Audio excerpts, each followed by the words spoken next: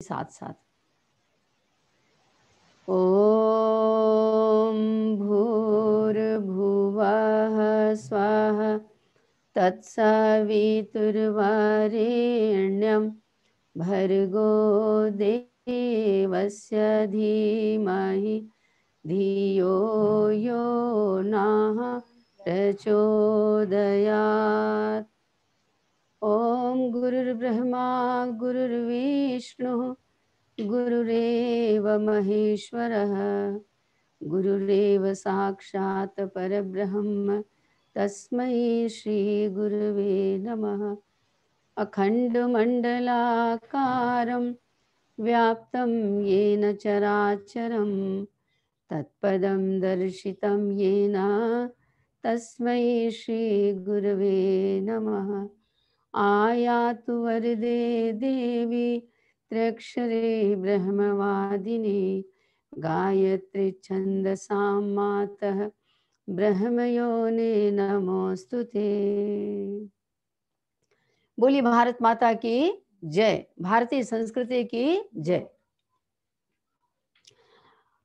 बहनों, आप सबका ऑनलाइन क्लास में स्वागत है। जैसा कि हमारा कन्या कौशल शिविर जो चल रहा है ऑनलाइन, आज हम परिवार निर्माण से संबंधित, संस्कार से संबंधित सारे पड़ाव को पार करते हुए आगे बढ़ते जा रहे हैं। लगभग 75% हमने यात्रा पार कर ली है। आज हम जिस उद्देश्य से यहाँ मिले हैं, जिस क्लास के लिए मिले हैं, बहुत ही रोचक है और बहुत जिज्ञासा वाला विषय है। जिज्ञासा वाला विषय हर विषय था, लेकिन आज का जो विषय उसके ऊपर लगभग विचार नहीं किया जाता। आज हम लोग इस बात पर विचार करेंगे, चिंतन करेंगे कि जैसे कि कहा गया है महापुरुषों के द्वारा कि मनुष्य अपने भाग्य का निर्माता स्वयं ही है। तो है क्या, कैसे है? अपना सुख दुख परिस्थितियां सब स्वयं निर्मित करता है, अपने कर्म का भोग भोगता है, ऐसा हम लोगों ने सुन रखा है। और फिर एक रहस्य की बात ये समझ में आती है, दिखाई देती है कि जो सज्जन लोग होते हैं वो बहुत दुख पाते हैं, तकलीफ में रहते हैं, और जो दुर्जन होते हैं उनका जीवन देखा जाए तो बड़े मौज मजे करते हुए जीवन बिताते हैं। इसके पीछे कौन सा रहस्य होता होगा? इन सारी बातों पर आइए विचार करते हैं। आपको बहुत अच्छी लगेगी ये बातें। मेरा निवेदन ये है कि आप बहुत ध्यान से इन सब बातों को सुनिएगा, देखिएगा।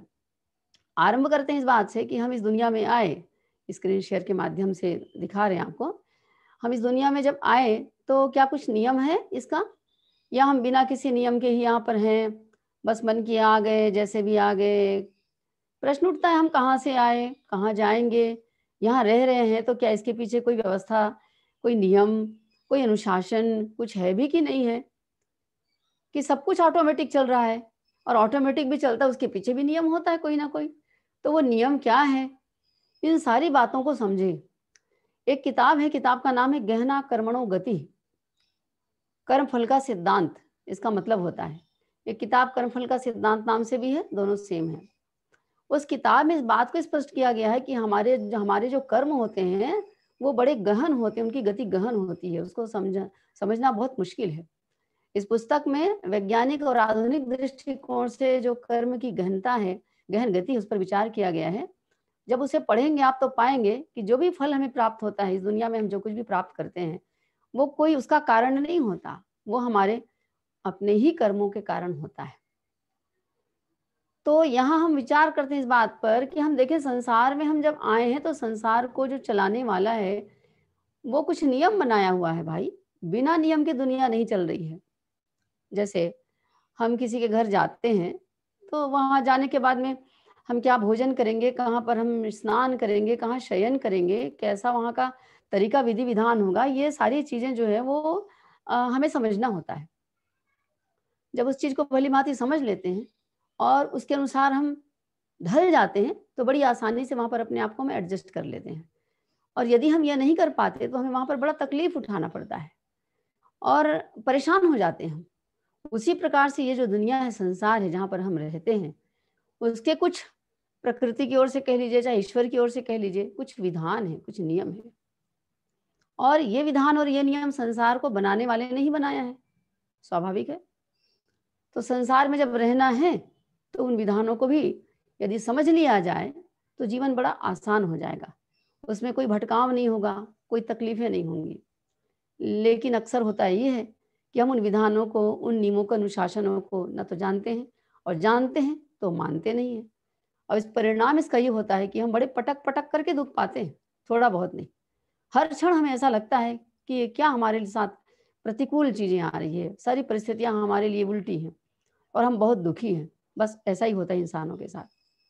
तो हमें उस चीज़ को समझना पड़ेगा, सबसे पहली बात। तो विधान तो बहुत सारे हैं, लेकिन उन सारे विधानों पर चर्चा ना करके हम कुछ विधानों के बारे में चर्चा करेंगे, उसके बारे में जानेंगे, जो कि आपस में गुथे हुए हैं, और ये हमें जानना बहुत ज़रूरी है, क्योंकि इनके आधार पर हमारा पूरा जीवन जो है टिका हुआ है। हमारे जीवन का उत्तरार्ध जो है वो भी इसी आधार पर निर्णित होने वाला है, उसका निर्धारण होने वाला है। जो पिछला था वो भी इसी पर आधारित था, वर्तमान अभी हम जो हैं वो भी अपने पिछले के कारण हैं। तो ये तीनों विधान, कर्मफल एक, पुनर्जन्म का सिद्धांत दो, और आत्मा की अमरता, ये तीनों आपस में संबंधित हैं। ये हमें अपना दिमाग बहुत अच्छे से साफ कर लेना चाहिए। यदि हमें दुनिया में सुखी रहना है, आनंदित जीवन जीना है, जीवन को सफल बनाना है, सबसे पहली बात कर्मफल का सिद्धांत, अर्थात जैसा कर्म करेंगे वैसा फल पाएंगे। ये तो एक लाइन की बात है जिस पर पूरा विषय, इस विषय पर पूरी हमारी क्लास टिकी हुई है। और दूसरा है पुनर्जन्म का सिद्धांत। पुनर्जन्म का सिद्धांत अर्थात पुनः पुनः बारंबार जन्म लेना। क्यों जन्म लेना? क्योंकि आत्मा की अमरता, आत्मा अमर है, आत्मा मरती नहीं है। हम जब मरते हैं, इंसान मरता है, तो केवल उसका शरीर मरता है, शरीर अर्थात स्थूल शरीर मर जाता है, लेकिन जो उसका दूसरा शरीर है, जिसको हम सूक्ष्म शरीर कहते हैं, जिसमें उसकी संवेदना होती है, जिसमें उसके कर्म होते हैं, जिसमें उसके संस्कार होते हैं, जिसमें उसके द्वारा किया गए कर्मों के संस्कार छुपे हुए होते हैं, उसके विचार, उसकी भावनाएं, ये सारा पुलिंदा जो होता है वो उसका सूक्ष्म शरीर कहलाता है। ये मरता नहीं है, वो आत्मा के साथ में, आत्म तत्व के साथ में लिपट करके, चिपट करके वो जाता है। और चूंकि आत्मा की यात्रा चल रही है, पूरी हुई नहीं है, तो पुनः वो फिर से शरीर धारण करता है। मनुष्य का भी धारण कर सकता है, वो किसी जीव जंतु का भी शरीर धारण कर सकता है, लेकिन अपनी आत्मा की यात्रा को आगे चलाने के लिए शरीर धारण करना पड़ता है जीवात्मा को। तो किस आधार पर वो आत्मा शरीर धारण करती है? तो वहां पर यही बात आती है, जो पुनः पुनः जन्म लेता है, ये तो पुनर्जन्म हो गया,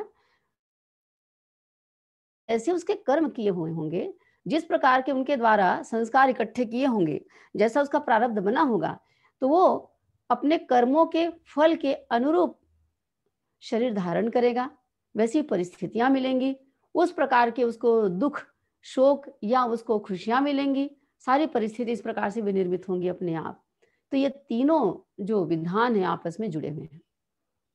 बहुत सारे संप्रदाय हैं, धर्म हैं, जहाँ पर पुनर्जन्म की मान्यता नहीं है, आत्मा की अमरता के बारे में भी उनके यहाँ विशेष कोई मान्यता नहीं है। लेकिन कर्मफल के सिद्धांत को हर धर्म संप्रदाय में उसी तरह से मान्यता है जैसे हिंदू धर्म में है। और वास्तव में कर्मफल का सिद्धांत यदि एक समझ में आ गया, तो मैं समझती हूँ कि एक समझ में आ जाने के पश्चात सब कुछ अपने आप समझ में आता है, और जीवन में बहुत कुछ बदलाव आ जाता है एक चीज समझ लेने के पश्चात। तो आइए आज हम इस विषय पर अपना ध्यान केंद्रित करते हैं। कर्मफल का सिद्धांत क्या है? कर्म प्रधान विश्व रचि राखा, जो जस करहि सो तस फल चाखा। ये संसार जो है वो कर्म प्रधान है, जैसा करेंगे वैसा मिलेगा। ना ये दुखद है ना सुखद है। कई लोगों का ये मानना होता है कि अरे संसार में बहुत दुख है, बहुत परेशानियां हैं, कठिनाइयां हैं, क्लेश हैं। नहीं, हमने जो किया है वही प्रतिबिंब के रूप में वो हमें मिलता है, फल के रूप में। और यदि अच्छा किया हुआ होता है तो उसका परिणाम अच्छा मिलता है। तो वो कहते हैं अरे जीवन बड़ा आनंद है, यहाँ तो जीवन बड़ा आनंदित करने वाला है, यहाँ तो सब सुख ही सुख है, मौज है, मस्ती है, यहाँ तो बहुत बेहतरीन दुनिया है, बड़े मजे हैं यहाँ पर, उसको ये महसूस होता है। वास्तव में ये जो महसूस होता है अलग अलग दो विपरीत धाराओं में जो व्यक्ति इंसान महसूस करता है, ये कुछ नहीं, अपने जो कर्म होते हैं, जो अपनी स्वयं की भावनाएं होती हैं, जो परिणाम के रूप में सामने आते हैं, तो वैसी परछाई, वैसी प्रतिबिंब दिखाते हैं, और फिर हम उसको वैसे ही महसूस करते हैं। तो कर्म प्रधान ही विश्व है, इसके अलावा कुछ नहीं है। दूसरी बात यह है कि कर्मों का फल जो है वो जरूर मिलता है, इससे बचा नहीं जा सकता। यदि हम ये सोचें कि भाई कर्मों को हमने गलत कुछ कर लिया तो अब ऐसा है, बहुत सारा व्रत त्योहार कर लेते हैं, उपवास कर लेते हैं, कोई अनुष्ठान कर लेते हैं, बड़ा गायत्री मंत्र का जाप कर लेते हैं, या कोई तीर्थाटन करके आ जाते हैं, कहीं से कोई घूसखोरी कर ली, कुछ गलत कर लिया तो चलो अपन दान दक्षिणा कर देते हैं, और ये सब करके हमारा वो सब समाप्त हो जाएगा और हमें क्षमा कर दिया जाएगा। नो एक्सक्यूज, कोई क्षमा नहीं। यहाँ पर तो विधान ये कहता है कि एकादशी करो या तीजा, बुरे काम का बुरा नतीजा। दो अलग अलग हैं क्रेडिट डेबिट। अच्छा किया तो पुण्य रूप में मिलेगा, वो कहीं नहीं जाएगा, लेकिन उसका हिसाब किताब अलग रहेगा। और जो बुरा हो गया, छोटा हो चाहे बड़ा हो, उसका अलग हिसाब किताब रहेगा, उसके खाते वही सब अलग रहते, वो भी भोगना पड़ेगा। दोनों के अलग अलग हिसाब हैं। और चाहे कुछ भी कर लिया जाए, लेकिन उससे एकदम से ऐसा नहीं हो सकता कि कोई क्षमा कर दिया जाएगा और छूट दे दी जाएगी, वो कोई भी क्यों ना हो। स्वयं ईश्वर जब अवतारी चेतना के रूप में यहाँ आते हैं तब भी उनको छूट नहीं मिलती। ईश्वर से बड़ा ईश्वर ने अपने विधान को बना रखा है, ईश्वर से बड़ा ईश्वर का विधान, वो स्वयं उनको छूट नहीं है। तो कर्मफल से किसी को छूट नहीं मिल सकती। यहाँ पर बात यह कही जा रही है कि कई लोग अपने धन के आधार पर, पद के आधार पर बड़े विद्वान होते हैं या बड़े धर्माचार्य होते हैं, उसके आधार पर सोचते हैं कि नहीं हम बहुत सारा भागवत सुनेंगे या करेंगे, या हम तो कुछ धार्मिक काम अच्छे अच्छे करते, मंदिर बनवाएंगे, मस्जिद बनवाएंगे तो कुछ हो जाएगा। ना ना ना ना, विधान ये कहता है कि इससे भी कोई छूट नहीं मिल सकती, कर्म के फल से किसी को छूट नहीं मिल सकती। परम पूज्य गुरुदेव पंडित श्री राम शर्माचार्य जी को हम लोग परम पूज्य गुरुदेव कहते हैं। उन्होंने जब बातें लिखी हैं, जब आप किताब पढ़ेंगे, अपने भाषण में भी बताया करते थे, प्रवचन में कहा करते थे कि बेटा भगवान तो भगवान है, भगवान का बाप भी हो तो उसको कर्मफल से छूट नहीं मिल सकती। और आपने भी अपने जीवन में कईयों को देखा होगा, यदि इस पर विश्वास करते होंगे तो। आपने कथा सुनी होगी, कहानी सुनी होगी कि एक तो भगवान कहें तो भगवान राम को, भगवान कृष्ण को भी लिया जा सकता है। जब भगवान राम उस रूप में थे तो उन्होंने बाली को छुप करके मारा था, हम सब जानते हैं। अगले जन्म में बाली ही जब द्वापर युग आया और भगवान राम कृष्ण के रूप में आए तो उनको उस बहलिया के द्वारा, जो बाली था और बहलिया का रूप ले लिया था, उनके द्वारा उनको घात किया गया। और जब पता चला बहलिए को तो रोने लगे कि मैंने भगवान के साथ में ये क्या कर लिया, मैंने बहुत अपराध कर लिया। तो जब रोने लगा तो भगवान कृष्ण मुस्कुरा के कहते हैं कि अरे ये तो तुम्हारे पिछले जन्मों का हिसाब है, रोते क्यों, इसमें रोने की कोई बात नहीं। तो कर्म के फल से किसी को छूट नहीं। राजा दशरथ थे, पुत्र शोक में अपना प्राण त्यागा, क्यों? उन्होंने श्रवण कुमार के साथ जो भी किया था आप सब जानते होंगे। श्रवण कुमार के माता पिता ने उनको श्राप दिया था कि जैसे हम पुत्र शोक में विह्वल होकर के अपने प्राण त्यागने पर विवश हैं, ऐसे तुमको भी ऐसे ही मौत मिलेगी। और उनके श्राप के परिणाम स्वरूप राजा दशरथ का अंत ऐसे हुआ था। तो कोई भी नहीं बच सकता, कोई भी नहीं बच सकता। कहने का मतलब ये है कि हम अगर ये सोचते हैं कि हम किसी कर्मकांड के द्वारा, पूजा पाठ के द्वारा या किसी भी कर्मकांड के द्वारा यदि हम अगर सोचे कि कर्मफल से हमें छूट मिलेगी तो ये सही नहीं है, ये उचित नहीं है। प्रश्न ये उठता है कि हम इस पर विश्वास करते हैं क्या? बहुत से लोगों को विश्वास नहीं होता कि कर्म का फल मिलता ही है।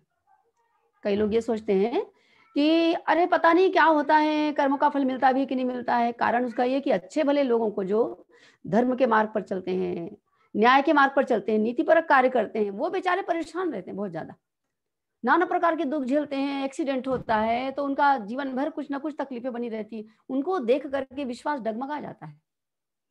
और जो गलत काम करने वाले होते हैं, गलत मार्ग में चलते हैं, उनको देखा जाता है कि उनके जीवन में कुछ ऐसा कोई बड़ा दुख नहीं आता, वो मौज मस्ती करते करते जीवन बिताते रहते हैं। ये जब स्थिति देखते हैं तो उसके आधार पर ये हमारी दृष्टि जो है वो धोखा खा जाती है। तो इसके पीछे रहस्य की बात है कि क्यों ऐसा दिखाई देता है। वास्तविकता ये है, रहस्य की बात ये है कि कर्मों का फल जो है वो तुरंत मिलता नहीं है। कर्मों का फल चूंकि तुरंत नहीं मिलता, इसलिए हम भ्रम में पड़ जाते हैं।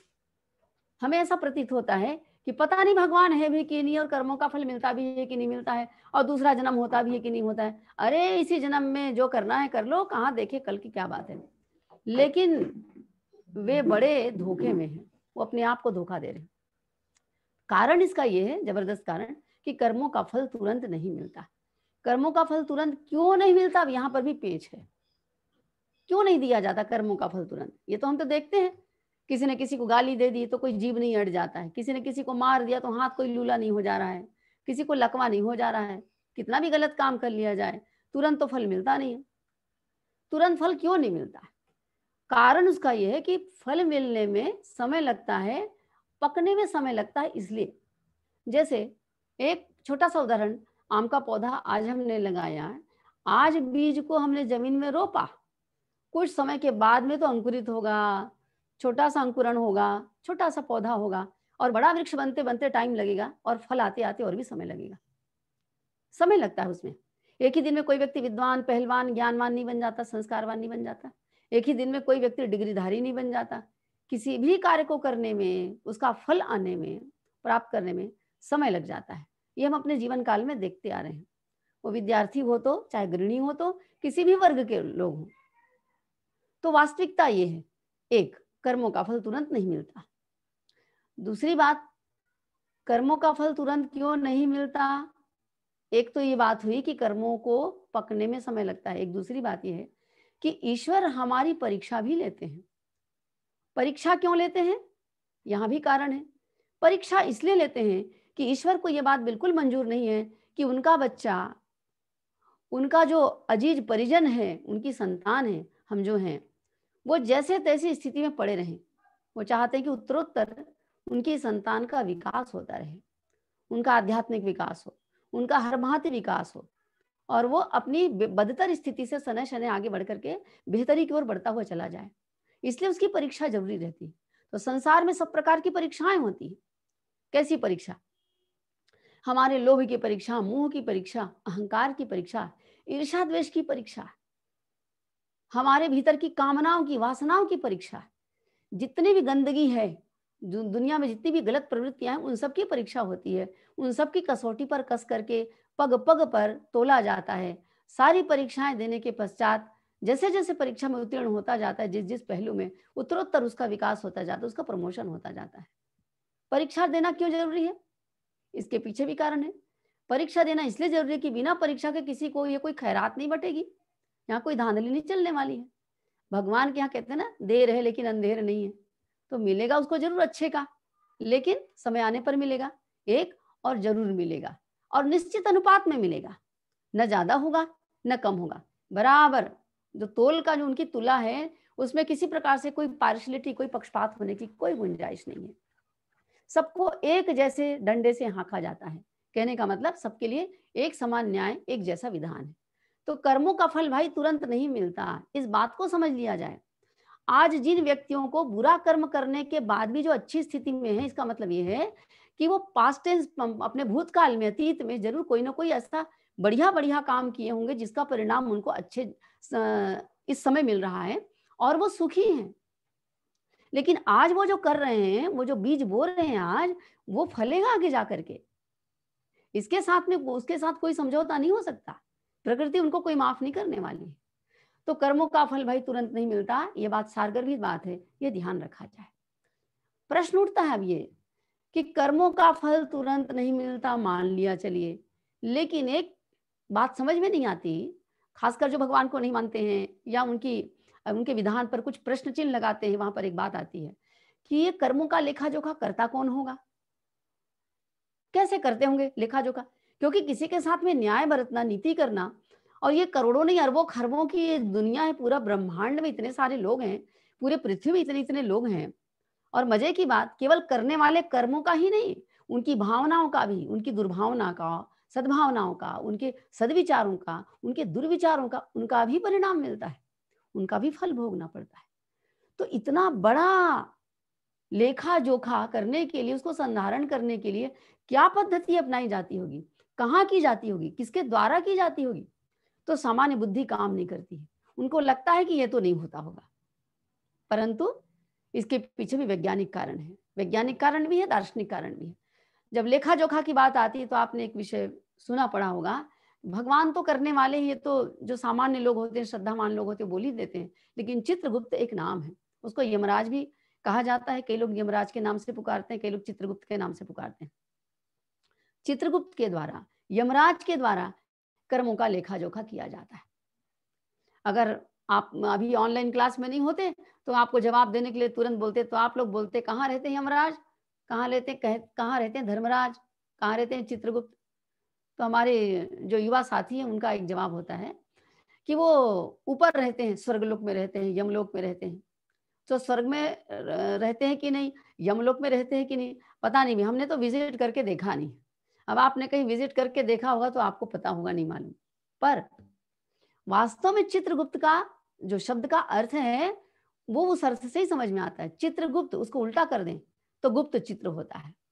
पौराणिक आधार पर एक कहानी है, चित्रगुप्त का परिचय जब आता है तो पता चलता है कि ये जितने भी भले बुरे कर्म होते हैं इंसान के, जो क्रियात्मक रूप से किए जाते हैं वो भी, जो उनके मस्तिष्क में होते हैं, विचार रूप में होते हैं वो भी, जो उनके भाव रूप में होते हैं वो भी, सत्कर्म होते हैं वो भी, दुष्कर्म होते हैं वो भी, उन सब का लेखा जोखा संधारण करते हैं, रखते हैं। और शुभ कर्मों का फल स्वर्ग प्राप्ति के रूप में मिलता है, दुष्कर्मों का फल नरक की प्राप्ति के रूप में मिलता है, ऐसा कहा जाता है। लेकिन आज की स्थिति में जो ये हमारे पढ़े लिखे हमारे बच्चे हैं, युवा साथी हैं, या पढ़े लिखा जो जनरेशन है, वो इस सैद्धांतिक बात को और पौराणिक बात को विश्वास नहीं करता। इनका अस्तित्व उनके दिमाग में वो कोई प्रभाव नहीं डालता। उन्हें लगता है कि ये संदिग्ध बात है, और वास्तव में जो देखा नहीं गया उस पर विश्वास एक बार भी किया नहीं जा सकता। तो वैज्ञानिक बात यहाँ पर आती है। वैज्ञानिक बात ये आती है कि इसके विषय में एक अनुसंधान हुआ है, एक क्या कई अनुसंधान हो गए अब तो अनुसंधान हुआ था डॉक्टर विबेंस के द्वारा। उन्होंने इस विषय पर शोध किया।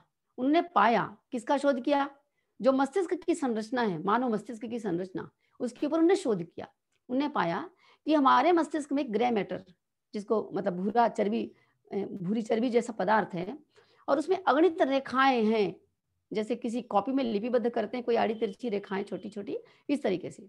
और व्यक्ति की वो रेखाएं क्या है, वो रेखाएं व्यक्ति की पूरी शारीरिक और मानसिक कार्यों को, मतलब हम जो सोचते हैं, विचार करते हैं और भाव करते हैं, सद्भावनाएं दुर्भाव रहती है वो, और शारीरिक रूप से हम जो क्रिया कर देते हैं, चाहे अच्छे कार्य करते हैं चाहे बुरे कार्य करते हैं, किसी की सेवा कर दिया, किसी को हेल्प कर दिया, किसी की बात सुन करके उनको परेशान देख करके आपने उसकी कोई सेवा सहायता कर दी, कुछ भी काम हो सकता है।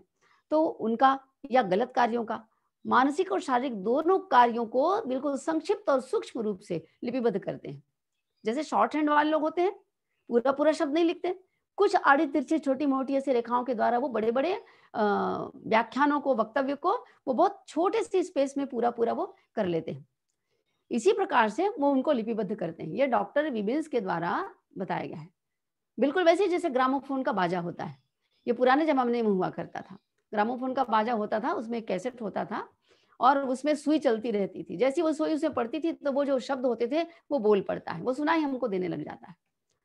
इसको इस तरीके से समझ सकते हैं कि हमारा जो मस्तिष्क है वो भी ऐसा ही एक ऐसा इलेक्ट्रॉनिक उपकरण है। हमारी मानसिक संरचना इस प्रकार की भगवान की बनाई हुई, बड़ी जबरदस्त। यहाँ जो कुछ भी हम करते हैं वो इसमें छपा रहता है, बिल्कुल छोटी रेखाओं के द्वारा।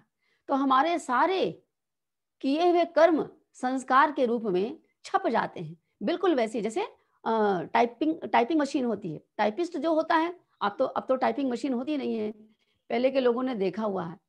तो टाइपिस्ट ऊपर से उसकी कुंजी को ABCD लिखा उसको दबाता है, तो एक पर दबाता है तो नीचे के 5-6 पेजेस जो होते हैं, कार्बन लगे होते हैं, उसमें छप जाते हैं। ऊपर से करते हैं, उसके बाद नीचे छप जाते हैं। ठीक इसी प्रकार से हमारे द्वारा सोचा हुआ, हमारे द्वारा किया हुआ कार्य, सोची हुई बातें जो भी रहती हैं, अच्छी और भली या बुरी, वो अपना छाप छोड़ देती है, बिना कुछ हील हवाला के, सोचे बूझे, पार्शलिटी के, जैसा को तैसा।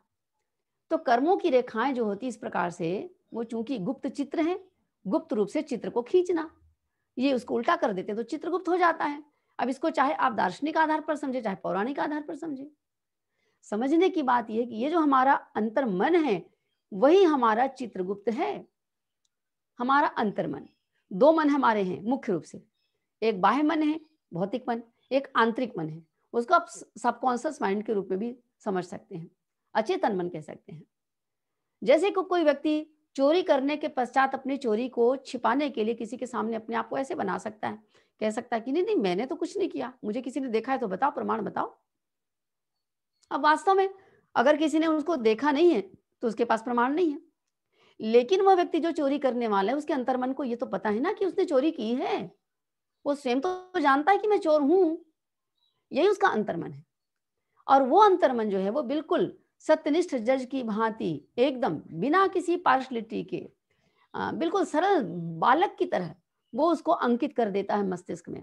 और उस व्यक्ति के द्वारा क्या कर्म किए गए हैं, क्या भाव किए गए हैं, क्या सोचे गए हैं, किसके प्रति कितनी ईर्ष्या की गई, द्वेष की गई, छल कपट किया गया, किसके प्रति कितना षड्यंत्र रचा गया, किसके लिए कितना प्रेम किया गया, कितनी संवेदना की गई, भले प्रकट रूप में नहीं दिखाई दे रहा तब भी, और दिखाई दे रहा है तब भी उसकी भावनाएं कैसी है, इन सबको एक अंतर्मन, ये जो हमारा अंतर्मन है वो सत्यनिष्ठ जज की भांति उसको अंकित कर देता है। ये है मुद्दे की बात। तो कोई बचत नहीं है, किसी प्रकार से छिप नहीं सकते, कहीं से कोई छुपा नहीं सकता। कहते हैं ना, भगवान के डंडे से कोई बच नहीं सकता एक, और भगवान से कोई छुप नहीं सकता। यहाँ वही वाली बात है। अब प्रश्न उठता है, ये जो कर्म हम करते हैं, इस कर्म के माप का आधार क्या है? अर्थात हमारे द्वारा, मनुष्य के द्वारा किए गए कर्म कितने भारी होते हैं, कितने हल्के होते हैं, मतलब उसका फल जो है वो कितना बड़ा मिलेगा कि छोटा मिलेगा। अब यहाँ पर बात आती है, देखिए बड़ी समझने की बात है, बड़ी शानदार बात है। देखिए, बाह्य क्रिया नहीं अपितु आंतरिक भावनाएं कर्म का आधार होता है। अर्थात बाहरी रूप से किए जाने वाले कर्म होते हैं, वो चाहे कैसे भी हों दिखने में, दूसरों के समझने में, वास्तव में कर्म करने वाले व्यक्ति के भीतर की भाव कैसे थे, उन भावों के आधार पर उनको छोटा या बड़ा माना जाता है। मतलब सांसारिक मापदंड के अनुसार नहीं कि दिखने में कैसा है। सार्वभौम पारिलौकिक नियम जो होता है वो वहां पर लागू होता है। एक उदाहरण इसके साथ में दी जा सकती है। मान लीजिए एक मजदूर है, वो काम कर रहा है, कोई मजदूरी का काम कर रहा है, छत में कहीं वो ढलाई कर रहा था, वहां पर कोई बड़ा काम कर रहा था, वहां से पत्थर नीचे गिर जाता है, और नीचे गली में चलते हुए लोगों में से कोई एक राहगीर जा रहा था, उसके सिर पर पड़ गया और वो व्यक्ति वहीं ढेर हो गया। हत्या जैसी स्थिति हो गई, मृत्यु हो गई उसकी। अब इसको हत्या ही कह सकते हैं एक तरह से। लेकिन उसको पता नहीं था कि पत्थर ऊपर से नीचे गिरा भी और उसके सिर पर पड़ गया और वो मर गया। एक घटना। दूसरी घटना इसी तरीके की, एक किसान है, वो अपने खेत की रखवाली कर रहा है, और रखवाली करते समय उसे समझ में आया कि दूर एक स्थान, एक जगह है, समझ में आ रहा है कि वहां पर कोई चोर घुसा हुआ है और वो उसकी रखवाली करने वाला है। वो चोर जो है उसके फसल को नुकसान पहुंचाएगा, उठाकर ले जाएगा। वो उसे दौड़ाता है डंडा लेकर के, और दौड़ा करके उसको मारते इतने जोर से पड़ जाता है उसको कि सिर में दे मारता है, वो वही ढेर हो जाता है, मर जाता है वो। अब ये भी हत्या जैसी स्थिति हो गई। और तीसरा उदाहरण एक और आप दे सकते हैं इसी तरह से हत्या की, कि एक व्यक्ति ऐसा है जो पूरी प्लानिंग के साथ, पूरी योजनाबद्ध तरीके से किसी के घर में चोरी डकैती करने के लिए पूरी प्लान बनाता है, और ये भी प्लान बनाता है कि सामने जो भी आएगा उसको रास्ते से हटा देना है, हत्या कर देना है। और पूरे योजनाबद्ध तरीके से वहां पर वो सेंध मारता है, सामने वाले को रास्ते से हटाता है, हत्या कर देता है और अपना काम कर लेता है। 3 घटनाएं हुई, तीनों में व्यक्ति की हत्या हुई है। लेकिन पारलौकिक नियम क्या कहता है? पारलौकिक नियम ये कहता है कि तीनों की भावनाएं, तीनों के उद्देश्य जो थे वो अलग अलग थे। तो जो मजदूर था बेचारा, जो ऊपर काम कर रहा था, नीचे पत्थर गिर गया और हत्या जैसी घटना घट गई, उसको बाइज्जत बरी कर दिया जाता है। क्यों? क्योंकि उसके तो पता ही नहीं है कि उसके हाथ से किसी की मृत्यु हो गई, हत्या हो गई। हत्या क्या, हत्या तो जानबूझ करके मारते हैं उद्देश्यपूर्ण तरीके से, तब होती है। और दूसरा किसान, तो इतना जोर से नहीं मारना था कि मरी जाए, कुछ तो है उसका, इसलिए उसको 5 वर्ष की सजा हुई। और तीसरी घटना जो घटी उसमें, चूंकि उसने पूरी योजनाबद्ध तरीके से, पूरी प्लानिंग के साथ ये काम किया, इसलिए उसको आजीवन कारावास या मृत्युदंड की सजा होती। सार्वभौम पारलौकिक नियम इस प्रकार का है। एक बात। दूसरी बात, यहाँ पर एक और भी बात आती है। एक तो कर्म का माप भावना के आधार पर होती है, और दूसरा, जो व्यक्ति जितना ज्ञानवान है, जितना समझदार है, जो समझ बूझ करके करता है, वह व्यक्ति छोटे से अपराध या छोटे से गलत काम करने का भी बड़े पाप का भागी होता है।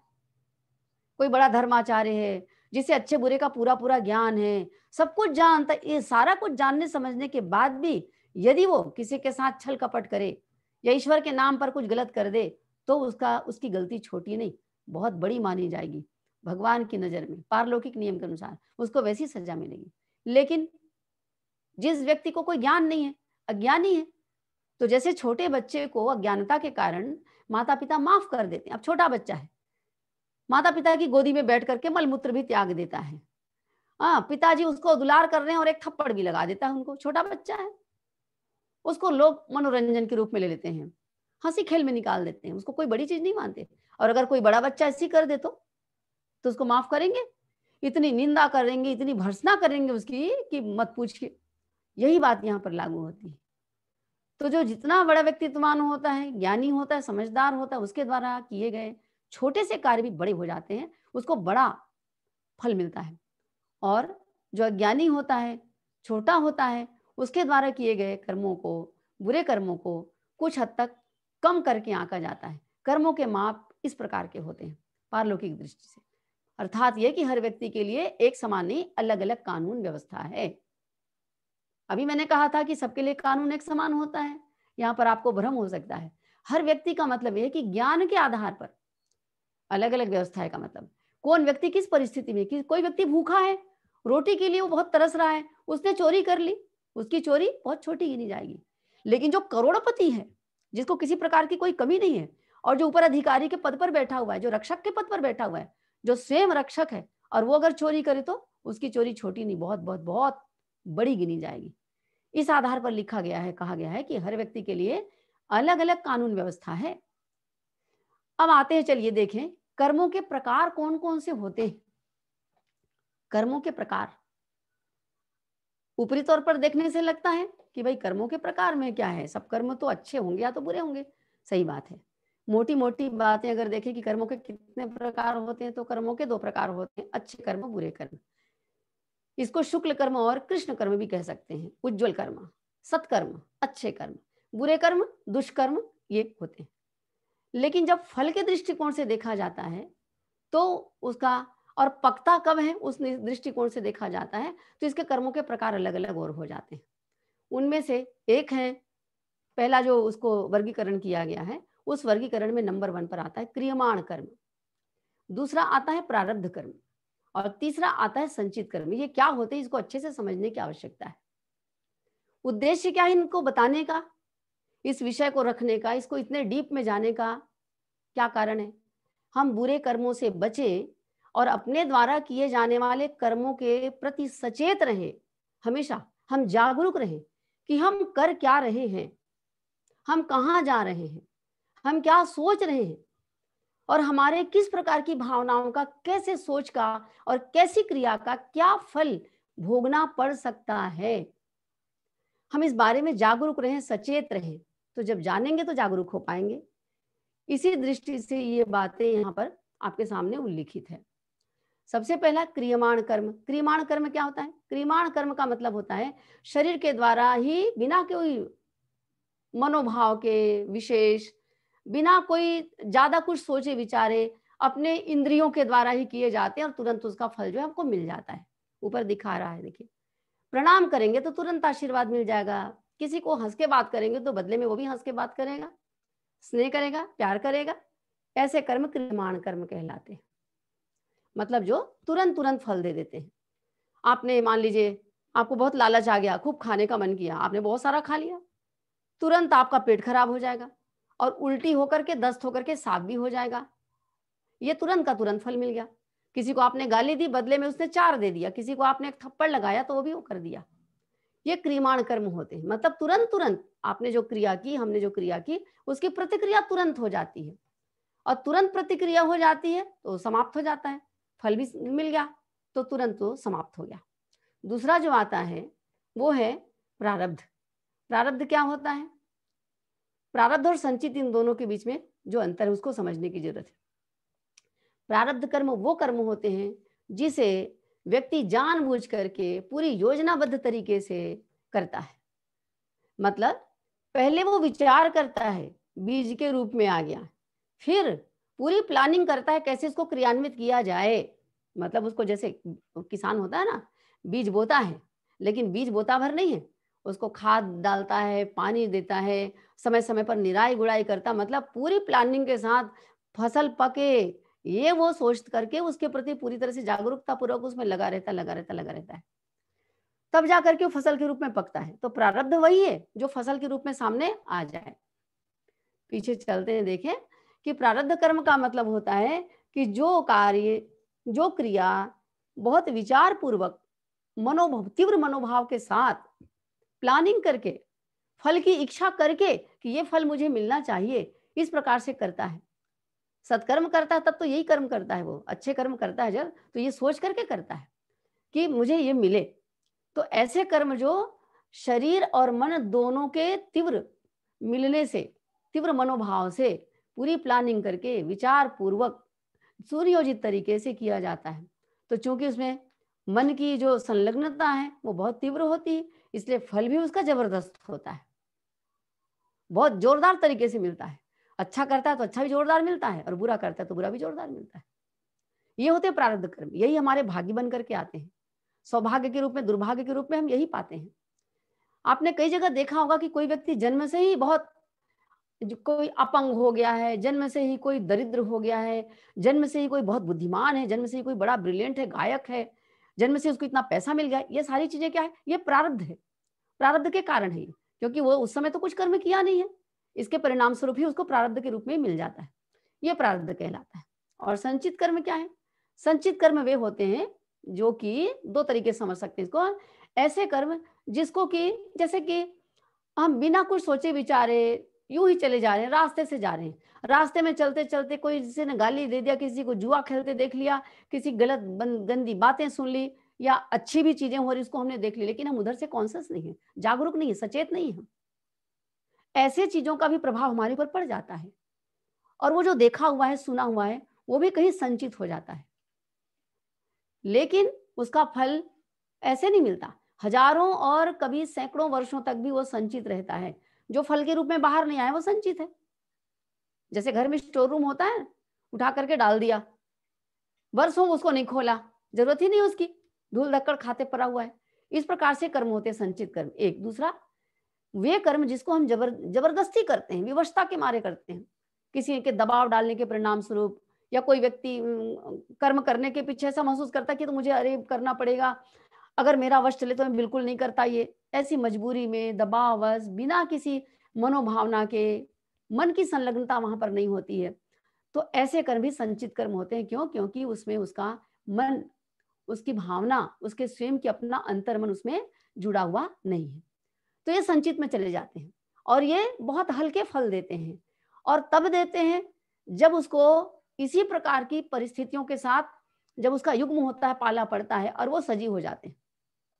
जैसे कोई लंगड़ा घोड़ा है, या कोई बिल्कुल अशक्त बीमार घोड़ा है, लेकिन जो बहुत तेज चलने वाला सशक्त घोड़ा है, वो दौड़ रहा है, तो उसको देख करके उसको भी जोश आ जाता है, और वो भी उठ खड़े होते हैं। वैसे हमारे संचित कर्म तब एक्टिव होते हैं जब हम इसी प्रकार के कर्मों को मन से करते हैं, तभी एक्टिव होते हैं, अन्यथा ऐसे पड़े रहते हैं। कभी कभी तो ऐसा भी होता है कि हजारों वर्षों तक पड़े रहेंगे, और बहुत बड़े बड़े पुण्य कर्मों का उसके ऊपर जब वो आएगा, तो वो जैसे पेंसिल से कोई चीज लिखी भी होती है किताब में, कॉपी में, और बहुत लंबा समय हो जाने के पश्चात तो थोड़ी मिट मिट भी जाती है, उसी प्रकार से कुछ मिट जाते हैं, और ये बहुत हल्के फल देने वाले होते हैं। तो ये 3 प्रकार के कर्म हुए। प्रारब्ध कर्म इसमें सबसे महत्वपूर्ण है। उस कर्म के बारे में हमें सोचना चाहिए। कोई भी संचित कर्म है, प्रारब्ध बन करके आएगा जब फल जाएगा तब। प्रारब्ध कर्म भाग्य का निर्माण करता है, हमारे सौभाग्य को, हमारे दुर्भाग्य को यही बनाता है, और ये कर्म करने वाले हम ही हैं चूंकि, इसलिए ये हमें किसी भी परिस्थिति में, किसी भी जन्म में मिल जाएगा। आज नहीं तो कभी भी मिलेगा। प्रारब्ध कर्म का मतलब यही होता है, इस जन्म में नहीं मिला, अगले जन्म तक जाएगा, इससे बच नहीं सकते, कैसा भी हो। और ये जानकर के आपको बड़ा आश्चर्य होगा कि अगले जन्मों में कर्म का फल मिलता है क्या? जी हाँ, अधिकांश तो अगले जन्म में ही मिलते हैं। जिस कर्म के साथ में जितना ज्यादा मनोभाव जुड़ा हुआ है, वो उतने ही ज्यादा बड़े फल देते हैं। तो प्रारब्ध कर्म जो होते हैं, वो हमारे भाग्य को, दुर्भाग्य को बनाते हैं, और उतने ही तेज गति से हमें भोगने के लिए बाध्य करते हैं और हमें उसे भोगना पड़ता है, हम उससे बच नहीं सकते। इसको इस तरीके से समझ सकते हैं कि जब हम प्रारब्ध को भोगते हैं तो हम हाय हाय मचाते हैं। इसका पीछे इसका एक इसकी पहचान है प्रारब्ध की। प्रारब्ध कर्म की पहचान ये कि अचानक आते हैं ये। कोई दुर्घटना हो जाना किसी प्रकार से, ये हमारे प्रारब्ध फल होते हैं। कोई दुर्घटना हो गई, एक्सीडेंट हो गया, अचानक कहीं से कोई धन मिल गया, कोई शोक हो गया, किसी ने कोई विश्वासघात कर दिया, कोई परिजन की मृत्यु हो गई जिस पर हमारा वश नहीं है, हम कितना भी सचेत रहें लेकिन उससे बच नहीं पाते, ये प्रारब्ध है। कहते हैं कि जैसे हजारों गाय के बीच में भी एक बछड़ा जो होता है वो अपनी गाय को, अपनी माँ गाय जो है उसको पहचान लेता है, उसके पास चला जाता है। इसी प्रकार से जो भी कोई विचार का या कर्म का बीज डाल दिया गया है, वो कर्म फलेगा और फलेगा ही, और फल करके हम हमारे पास टूट पड़ेगा समय आने पर। हम उससे बच नहीं सकते, चाहे किसी भी प्रकार की सावधानी बरती जाए, उससे कोई फर्क नहीं पड़ने वाला है। आप कहीं भी चले जाइए, एक से एक कहानियां इसके संबंध में कही जाती है, एक से एक बातें इसके संबंध में कही जाती है। एक कारित कर्म होता है, एक स्वीकृत कर्म होता है। कर्म के प्रकार में इसके फल के दृष्टिकोण से देखा जाए तो वो पकने के दृष्टिकोण से था। एक करवाया गया कर्म होता है, स्वीकृत कर्म किया गया कर्म होता है, अनुमोदित कर्म समर्थन किया गया कर्म होता है। कहने का मतलब ये है कि यदि हमने प्रत्यक्ष कर्म नहीं भी किया, किसी से करवाया है, तो भी हमें भोगना पड़ेगा। हमने उसकी प्रशंसा भी कर दी, मान लीजिए यदि हमने उसको प्रमोट किया आगे, अच्छा अच्छा है, करो करो, वो भी हमारे कर्मों में आता है। इसको प्रत्यक्ष अप्रत्यक्ष कर्म भी कह सकते हैं। प्रत्यक्ष कर्म भी फल देता है, अप्रत्यक्ष कर्म भी फल देता है। ये जो हम कहते हैं कारित कर्म, स्वीकृत कर्म, ये क्या होते हैं? एक उदाहरण इसका बताऊं आपको। उदाहरण में एक घटना घटी परम पूज्य गुरुदेव के पास। एक डॉक्टर थे, परिजन थे अपने, तो डॉक्टर साहब थे, वो आए गुरुदेव से मिलने के लिए। उन्होंने कहा कि गुरुदेव मैं बहुत परेशान हूँ। उनके साथ उनकी बच्ची थी, उनका बेटा था, उनकी पत्नी थी, सपरिवार आए थे।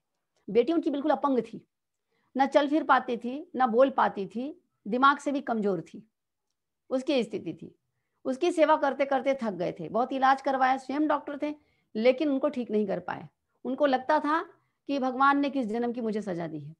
बेटा उनका था, ठीक था, वो पत्नी उनकी साथ में थी।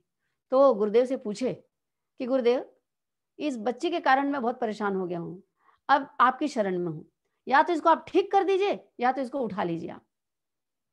और रोने लगे। तो गुरुदेव ने उनसे कहा कि बेटा ये तो कर्मों का बंधन है, ये तो भोगना पड़ता है। और फिर उन्होंने पूछा कि मैंने पता नहीं ऐसा कौन सा कर्म किया कि मुझे ये भोगना पड़ रहा है। तो गुरुदेव ने इसका जवाब दिया कि क्या करेगा जान करके, लेकिन तू जानना ही चाहता है तो जान ले भाई, ये तुम्हारा ही है, कहीं और से नहीं आया है। ये जो बच्ची है, ये बच्ची जो इस स्थिति में पड़ी हुई है, वो पिछले जन्म में ये तुम्हारे लिए तुम्हारे साथ जुड़ा हुआ था। ये अभी तो लड़की जन्म ली है, तू पिछले जन्म में था एक जमींदार, बड़ा जमींदार था, पैसे वाला। और ये लड़की जो थी वो पिछले जन्म में तुम्हारे साथ जुड़ी हुई थी। ये लठैत था, ये जीर्ण था, लठैत, लाठी चालन करता था तुम्हारी प्रॉपर्टी को देखने के लिए। तो तुम लगान वसूलने के लिए इसको भेजा करते थे। एक किसान के पास गया था, तुमने भेजा था इसको कि किसान से लगान वसूल करके लाना, और चाहे जो करना पड़े सो करना, मारपीट करना पड़े मारपीट भी कर देना, जो करना, लेकिन लगान वसूल करके लेकर के आना। ये तुमने भेजा, उसको करवाया। इसने उस किसान के साथ मारपीट केवल नहीं की, उसको इतना मारा कि उसका सारा अंग टूट करके चूर चूर हो गया। मरा भर नहीं, लेकिन किसी लायक नहीं रहा। तो वो जो लठैत किसान को जो कुछ किया, उसी प्रकार से परिणाम उस लठैत को मिला। तो तुम्हारी लड़की बन करके तुम्हारे पास आया है। क्यों? क्योंकि काम तुमने करवाया था। अब जो किसान की दशा थी वही दशा इस लड़की की है। अब चूंकि तुम्हारा करवाया गया था तो तुम्हें इसको भोगना पड़ेगा, मानसिक रूप से तुमको भोगना पड़ेगा, क्योंकि तुमने ये करवाया था। और तो जब उसको, एक मजे की बात, जब वो डॉक्टर साहब बोल रहे थे गुरुदेव को कि इसको या तो भगवान उठा लिया तो ठीक कर दीजिए, तो उनका जो लड़का था वो वहां पर तुनक गया।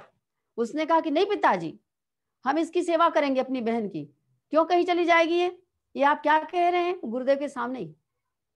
तो गुरुदेव बोल रहे थे कि हाँ बेटा, सेवा करना, सेवा तो तुम्हें करना ही पड़ेगा।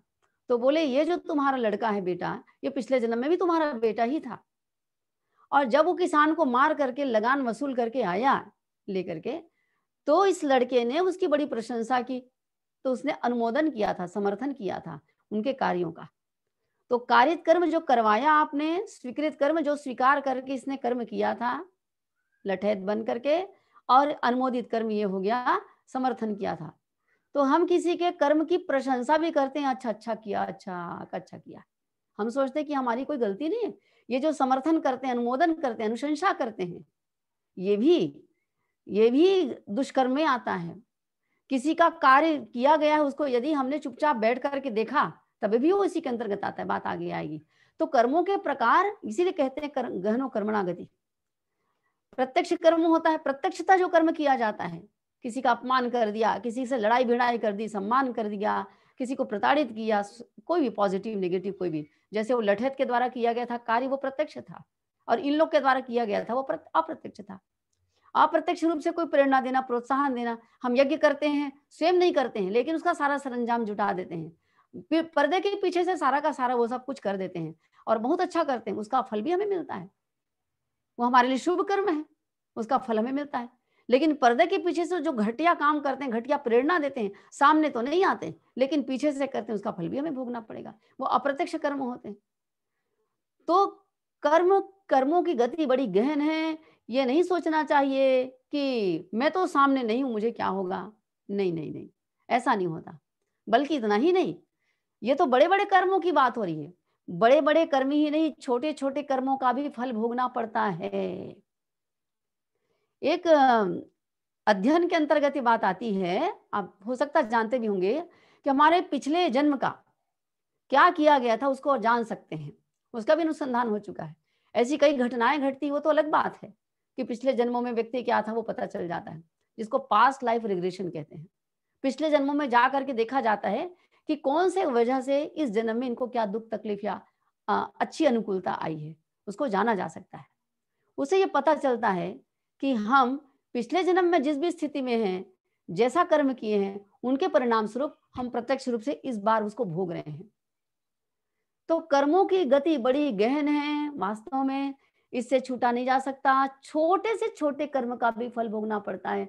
और तो और पास्ट लाइफ रिग्रेशन से पता चलता है कि यदि हमने, हमारे घर में कोई भिखमंगा मांगने वाला आया है, कहीं रेलवे में कहीं जा रहे हैं और किसी ने कहा मांग लिया और हमने उसको आंखें दिखा दी, उसको 4 शब्द घुड़की लगा करके बोल दिया, तभी भी वहां पर उसकी तलाशी होती है, उसका लेखा जोखा होता है। वो कहा जाता है, कहा गया है, ऐसा उदाहरण मिला है कि आप उसको प्रेम से नहीं बोल सकते कि आपके पास में कुछ नहीं, आप जाइए, आप हाथ जोड़ लीजिए, जाइए, आगे जाइए। आप होते कौन है उनको आंखें दिखाने वाले? कौन होते हैं आप? तो ऐसे छोटे से छोटे व्यवहार, दुर्व्यवहार का भी लेखा जोखा होता है और उसका हिसाब किताब होता है और उसे हमें भोगने पड़ते हैं। तो कहने का तात्पर्य कि कर्मों का फल अनिवार्य होगा, कई जन्म बाद भी मिलेगा। भीष्म पितामह आप देख रहे हैं, सुना भी होगा आपने, सरसैया पर पड़े हुए थे, वो चाहते तो अपने उसी समय वो मुक्त हो जाते, लेकिन उन्होंने इच्छा मृत्यु का वरदान लिया हुआ था, उन्हें इच्छा मृत्यु का वरदान था। उन्होंने ये पहली प्लानिंग कर रखी थी कि जब सूर्य भगवान उत्तरायण की ओर जाएंगे, मकर संक्रांति आएगी, उसके पहले वो शरीर नहीं त्यागेंगे। परिणाम इसका यह होगा कि उनको सरसैया पर पड़े रहना पड़ा। उनके शरीर से बाण बिंधे हुए थे और वहां से रक्त निकल रहा था। पांडव द्रौपदी के साथ में उनसे मिलने गए, उनसे पूछा कि पितामह ये किस कारण से ऐसा है? तो उन्हें जवाब दिया, उसका परिणाम बताया। तो वो स्वयं तो नहीं बोले, भगवान कृष्ण वहां पर थे, उनको पूछा, यही तो मैं आपसे पूछना चाहता हूँ। तो भगवान कृष्ण ने कहा, बताया उनको कि पिछले पिछले जन्मों में बहुत पहले वो एक राजा थे, और राजा होने के कारण वो अपने लाव लश्कर के साथ, अपने सैनिकों के साथ में जा रहे थे, कहीं रास्ते में एक सांप पड़ा हुआ मिला। तो सैनिक ने कहा कि सांप पड़ा है सामने, तो उन्होंने कहा कि उठाकर फेंक दो, इधर किनारे कर दो उसको, चलो आगे। तो उन्होंने उस सांप को उठा करके फेंका, जहां फेंका वहां पर बहुत सारे कांटे थे और वो सारे कांटे उनके शरीर के भीतर गड़ गए। तो सांप जितना ज्यादा बाहर निकलने की कोशिश करता था, उतना ज्यादा कांटे उनसे बिंध जाते थे और परिणाम स्वरूप वो लहूलुहान हो गया था। तो जैसे वो लहूलुहान हुआ था सर्प, उसी प्रकार से भीष्म पितामह की भी बात आती है कि वो लहूलुहान थे।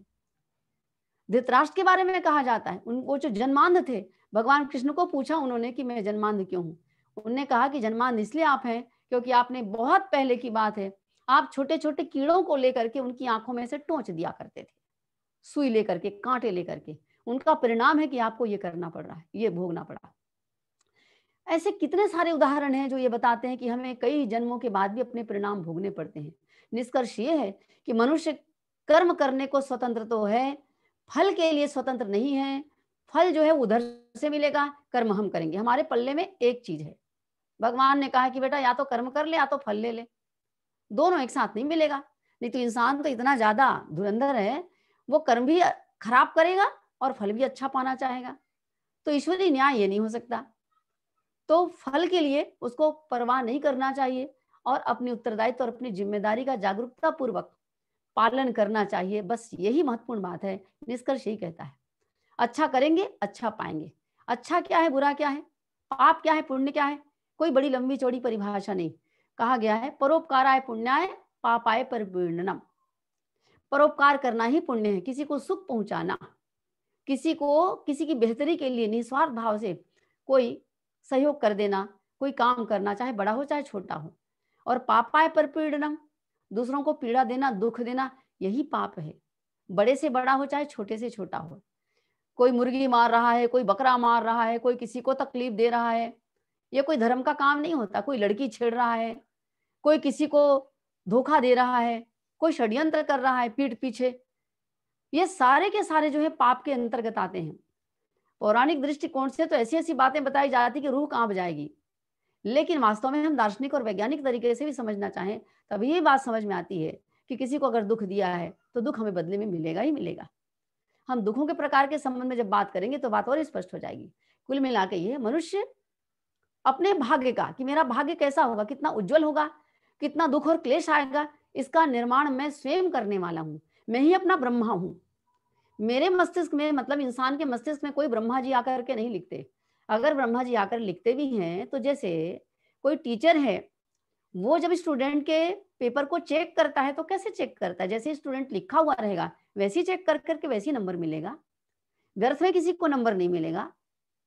जो निष्पक्ष जो टीचर होता है, वेलवर होता है, उसके अनुसार ही जो प्रश्न के उत्तर दिए जाए गए हैं और उनका जो नंबर मिलता है उसी प्रकार से दिया जाता है, उसी प्रकार से हमें भी मिलता है। तो कोई किसी के सुख और दुख का कारण नहीं है। को काहू न को सुख दुख कर दाता। सब अपने ही कर्मों का, हम अपने स्वयं के द्वारा किए गए कर्मों का ही हम भोग कर रहे हैं। निज निज कर्म भोग सब भ्राता। जैसा करते हैं वैसा ही हमें मिलता है। तो अपनी दुनिया के हम स्वयं ही निर्माता है। संसार में बुराई को हटाने के लिए और अच्छाई के लिए, अच्छाई को प्रसार करने के लिए प्रयत्न करना, और मनुष्य अपने भाग्य को इस प्रकार से बनाता है। ये हमारे हाथ में है। महर्षि दत्तात्रेय की कहानी के साथ में कईयों की कहानी इस प्रकार से है। अभी समय कम पड़ जाएगा। मुख्य बात ये हम ध्यान केंद्रित करें, ये जो कर्म का बंधन हम बांध लेते हैं अपने साथ में, अच्छे का अच्छा, बुरे का बुरा, यह सिलसिला चलता रहता है। हमने पुनर्जन्म का सिद्धांत देखा, उसमें यही बात आती है कि जो भी कर्म करते हैं हम, अच्छा करते हैं अच्छा मिलता है, उसको भोगने के लिए यहाँ पर आते हैं।